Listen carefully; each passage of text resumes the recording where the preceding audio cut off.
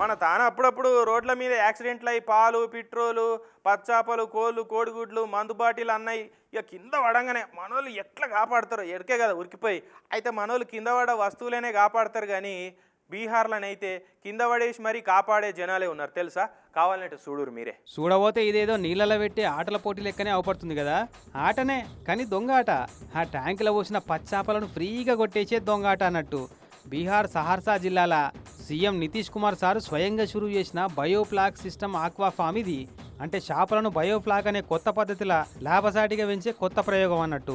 చెరువులలో చేపలకేసి తిండి దండుగా కాకుండా ఎట్లా పెంచొచ్చో చూపెడేందుకు సీఎం సార్ను పిలిచి ఓపెనింగ్ చేయించారు అక్కడి మత్స్యశాఖ అధికారులు. నితీష్ కుమార్ సార్ చేతుల మీదంగా నీళ్ళలో ఓ 10-15 కిలోల చేపలు కూడా ఇడిచిపెట్టిరు.